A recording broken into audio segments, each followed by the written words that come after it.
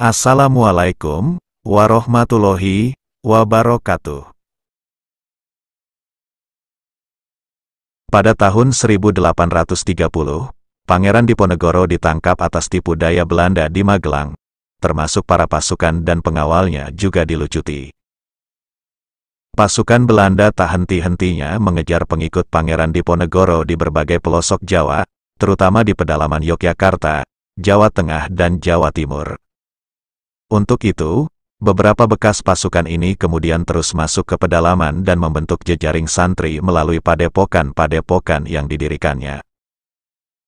Keberadaan padepokan ini, selain dimaksudkan untuk menggembleng para santri dalam mempelajari agama Islam, juga dimaksudkan untuk menyusun strategi dan memperkuat jiwa nasionalisme masyarakat, serta memperkuat semangat jihad mereka melawan imperialisme Belanda. Sejak tertangkapnya Pangeran Diponegoro, sisa-sisa prajurit Mataram, dalam gerakan taktik mengundurkan diri, bergerak menyusuri Kali Progo melalui daerah Sentolo, Godean, Borobudur, Bandongan, Secang, Temanggung dan akhirnya ke daerah Parakan, sebuah persimpangan tapal batas Karesidenan Banyumas, Pekalongan, Kedu dan Semarang. Daerah dataran tinggi di kaki Gunung Sindoro ini, menjadi tempat bertemunya bermacam-macam sisa prajurit Pangeran Diponegoro dari berbagai daerah, untuk melakukan konsolidasi kekuatan dan menyusun strategi perjuangan.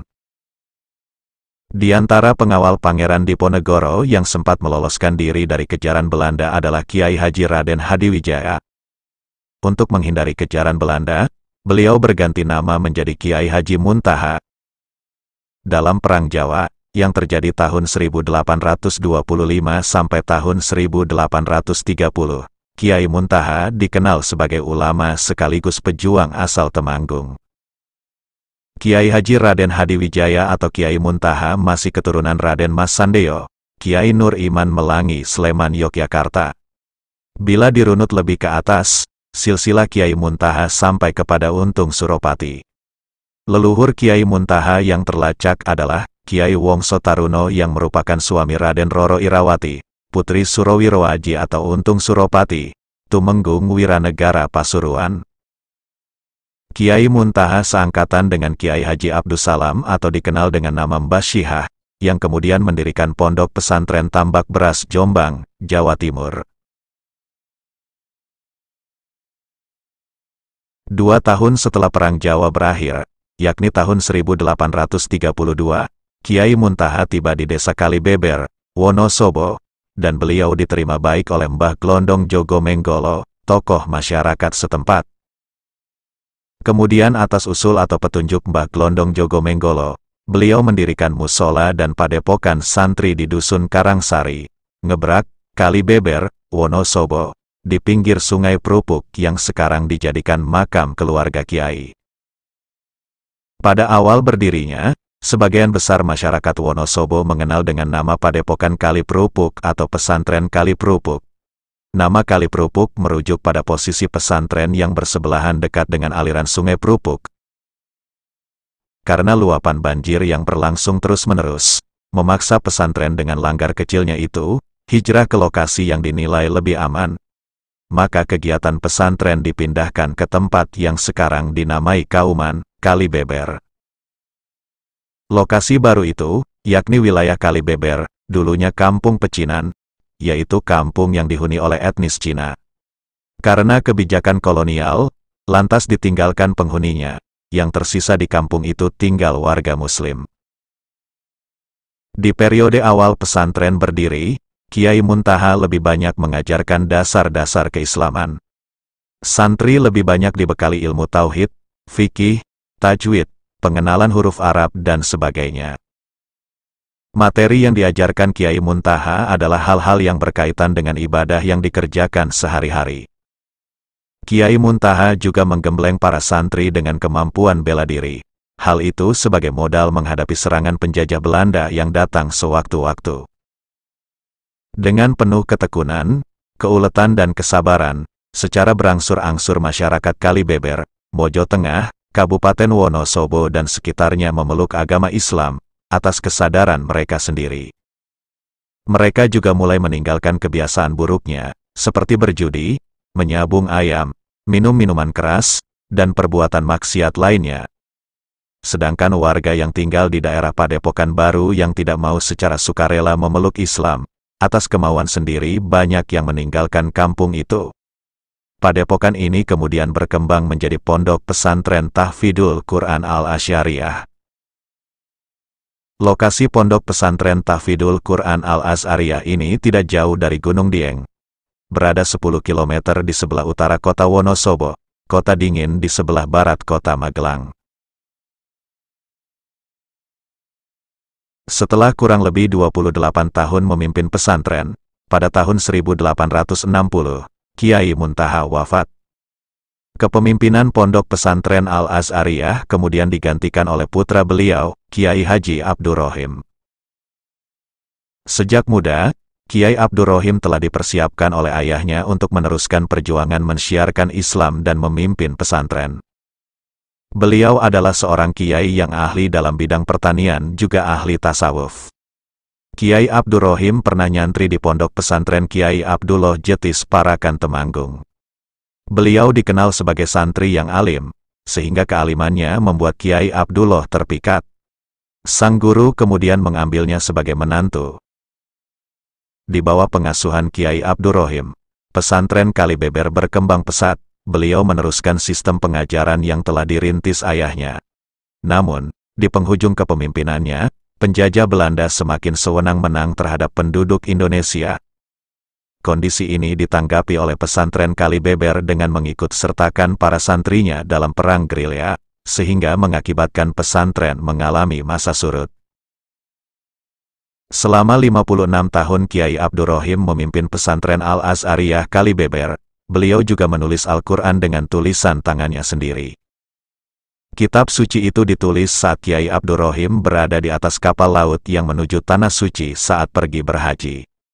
Selama perjalanan, Kiai Abdurrohim menulis Al-Quran, sampai ketika tiba di kampung halaman, penulisannya selesai 30 juz. Pada tanggal 3 Syawal 1337 Hijriah, bertepatan dengan tahun 1916 Masehi, Kiai Haji Abdurrohim wafat. Beliau meninggalkan 3 orang putra, yaitu Kiai Haji Az'ari, Kiai Haji Marzuki, dan Kiai Haji Syuhaimi, atau Syekh Suhaimi Singapura. Jenazah Kiai Abdurrohim kemudian dimakamkan di bekas komplek Pondok Karangsari Ngebrak. Sepeninggal beliau, kepemimpinan pesantren diteruskan oleh putra pertamanya, Kiai Haji Az'ari. Sejak muda Kiai Az'ari terkenal gemar melakukan rihlah ilmiah dari pesantren ke pesantren. Beliau pernah nyantri di pesantren Sumolangu, Kebumen, Jawa Tengah, dan pesantren Tremas, Pacitan, Jawa Timur. Selain itu beliau juga pernah nyantri di pesantren Krapyak Yogyakarta, asuhan Kiai Munawir. Saat nyantri di Krapyak, beliau diajak oleh Kiai Munawir untuk turut serta menuntut ilmu ke Makkah selama kurang lebih 17 tahun. Di Makkah, beliau rutin membaca Al-Quran, bahkan setiap hari bisa khatam. Sebagai wiritan rutin, Kiai Az'ari selalu membawa kitab Dalailul Khairat untuk dibacanya kemanapun pergi. Pada masa kepengasuhan Kiai Az'ari, Pondok Pesantren Al-Asy'ariyah Kalibeber pernah diserbu pasukan Belanda dan mengakibatkan banyak kerusakan. Pada masa penjajahan Belanda dan Jepang, Kiai Az'ari bersama santri Kalibeber terlibat aktif dalam perjuangan kemerdekaan. Pada masa itu, Indonesia telah melahirkan gerakan-gerakan nasional, baik yang berdasarkan agama maupun kebangsaan. Pada tahun-tahun terakhir kehidupan beliau, Indonesia sedang gigih-gigihnya menentang kembali penjajahan Belanda. Oleh karena itu pesantren mengalami masa surut, karena sebagian santrinya ikut dalam gerilya melawan penjajah. Pada agresi militer Belanda kedua itu, Belanda menyerang wilayah Wonosobo, bahkan sampai ke desa Dero Ngisor, sekitar 5 km dari Kalibeber ke sebelah barat. Pondok pesantren pun tak luput dari amukan Belanda. Bahkan Al-Quran tulisan tangan Kiai Abdurrohim dan beberapa kitab milik pesantren, hilang terbakar ikut bangunan pesantren yang dibakar Belanda.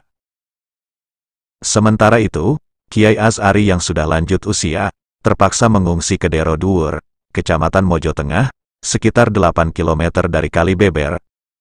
Ternyata, Belanda tidak berani meneruskan pengejaran Kiai Asy'ari sampai ke tempat pengungsian. Pada waktu itu, beliau sedang sakit keras, dan kemudian wafat dalam pengungsian, dan dimakamkan di sana pada tanggal 13 Dzulhijjah 1371 Hijriah atau tahun 1949 Masehi. Kepemimpinan Pondok Pesantren Al-Asy'ariyah berikutnya dipegang putra Kiai Asy'ari, yaitu Kiai Muntaha Al-Hafidh, atau yang biasa dipanggil dengan sebutan Mbah Mun. Sebagaimana pendahulunya, Mbah Mun muda banyak melakukan rihlah ilmiah. Di antaranya beliau pernah nyantri di pesantren Madrasah Darul Ma'arif Banjarnegara, pesantren Krapiak, Yogyakarta, pesantren Kauman, Kaliwungu, dan pesantren Tremas, Pacitan. Di pesantren Kauman Kaliwungu, Mbah Mun mendalami ilmu Al-Quran, sehingga pada umur 16 tahun sudah hafal Al-Quran. Beliau juga memperdalam qiraah sab'ah kepada Kiai Muhammad Munawir Krapiak, Yogyakarta, seorang kiai yang terkenal sebagai ahli bidang Al-Quran. Kiai Haji Muntaha Al-Hafidh adalah seorang ulama harismatik, beliau dijuluki Sang Maestro Al-Quran. Dengan satu karya yang sangat fenomenal, yaitu Al-Quran Akbar, Al-Quran terbesar di dunia, yang kini disimpan di Baitul Quran Taman Mini Indonesia Indah. Kiai Muntaha Al-Hafidh adalah sosok ulama, yang juga pandai berpolitik. Beliau pernah menjadi anggota konstituante dari fraksi NU, tetapi beliau bukanlah politisi. Garis politik beliau adalah mengutamakan kemaslahatan umat, daripada sekedar kepentingan pribadi. Beliau juga seorang pejuang kemerdekaan. Dalam pertempuran di Palagan Ambarawa, beliau sebagai komandan barisan Muslim Temanggung. Mbah Mun adalah seorang ulama yang serius dan kreatif, sederhana, pemurah, dan seorang pribadi yang berakhlakul karimah. Orang-orang menyebutnya berhati segara, hatinya bagai samudera luas dan seperti air. Setinggi apapun tempatnya, air mengalir ke arah dan tempat yang lebih rendah. Dalam perjuangan memasyarakatkan Al-Quran, beliau mendirikan Yayasan Himpunan Penghafal Al-Quran dan Pengajian Al-Quran, yang menghimpun para hafidh-hafidh se-Kabupaten Wonosobo. Di bawah kepemimpinan beliau inilah, Al-Asy'ariyah menemui kemajuan yang sangat pesat, dengan pertambahan santri yang menjadi ribuan, dan juga pertambahan lembaga-lembaga pendidikan di bawah naungan Yayasan Al-Asy'ariyah. Sejak Pondok Pesantren Al-Asy'ariyah dipimpin oleh Kiai Haji Muntaha Al-Hafidh, maka berbagai langkah inovatif dan pengembangan mulai dilakukan di berbagai aspek.